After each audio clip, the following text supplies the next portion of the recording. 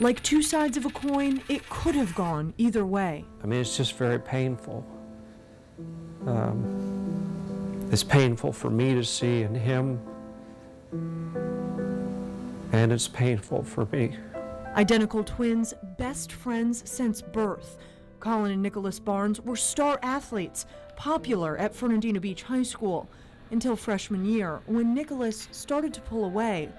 A year later, he was diagnosed with schizophrenia. The most difficult words I ever heard from Colin is after Nicholas had been diagnosed, and after about 6 or 7 months, Colin said to me, "I want my brother back."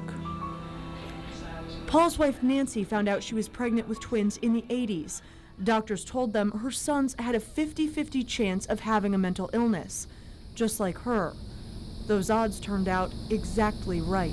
When I first found out that Nicholas had a mental illness, I went downstairs and locked myself in the bathroom and cried for 2 hours, because I knew what I had been through with Nancy for so many years and how tough it was. And I was just afraid that I didn't know if I could do it again. Mental illnesses like schizophrenia are often hereditary, like diabetes or heart disease, but people aren't scared of their neighbor with heart disease. We had a neighbor told us that if Nicholas came around, he'd get his gun out and he would shoot him. It's that stigma, that sense he would never belong, that scared Nancy. I blamed myself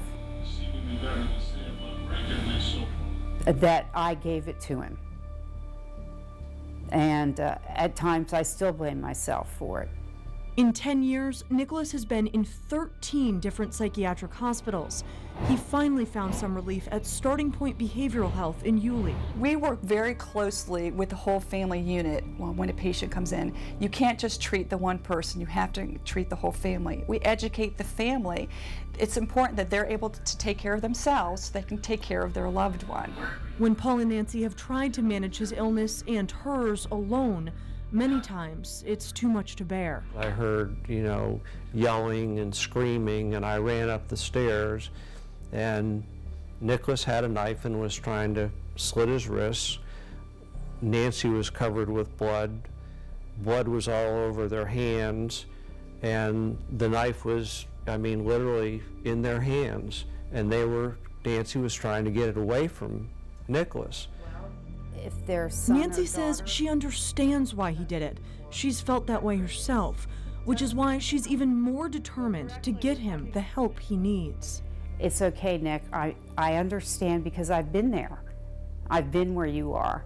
But you're going to get better, because we're going to find the right medication for you. We're going to find the help that you need. And as long as there's a chance, you can never, ever give up. You have to keep on fighting and keep on hoping.